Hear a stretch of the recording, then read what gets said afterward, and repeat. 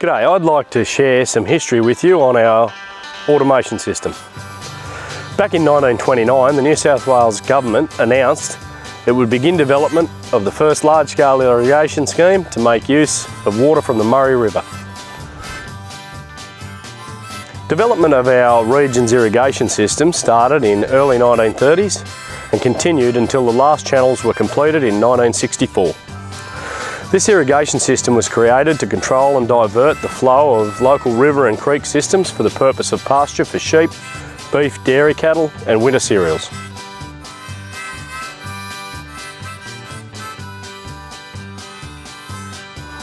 Intensive horticulture, viticulture, orchards and rice growing were originally prohibited to protect the markets already being supplied by the Murrumbidgee irrigation area.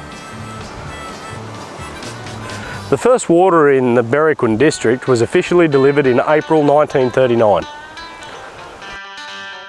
Landholders were and still are responsible for the development of their own farm channels and layout.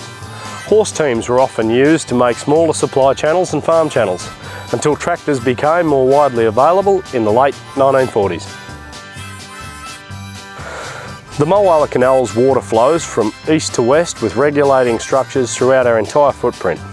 These regulators were strategically placed to maintain a certain pool height so water was able to be delivered to the farmers. Right along the Mulwala Canal, regulators were manually adjusted using red gum drop bars. These bars were around 6 feet wide and ranged in thickness from 2 to 6 inches. These bars were positioned down to a depth of 12 feet to the floor of the channel and required teams of men to manipulate the drop bars daily to adjust flow requirements, which was an extremely intensive manual job. Deathridge wheels were used to control and measure flows out of the channel and onto the farmer's property.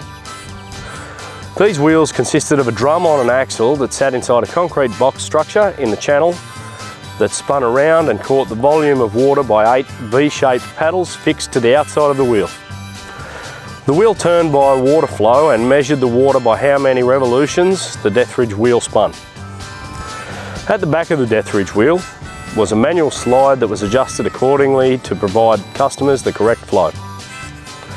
An interesting fact, the Deathridge wheel was invented by John Deathridge in Australia in 1910 and is still used around the world today. This irrigation system was operated manually up until privatisation in 1995. From this point, Murray Irrigation Limited, a company formed by the New South Wales Government, commenced its journey assisting farmers with automation.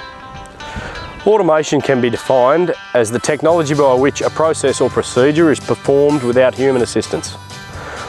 In our case, using technology to meter and deliver water. The project to remotely control the Mulwala Canal started with large aluminium gates being installed along the canal. These were called hydro gates, which were imported from the USA. Around the same time, Murray Irrigation implemented its own interactive voice response system, also known as IVR, where customers could place their orders via telephone along with the implementation of an internally developed water ordering system.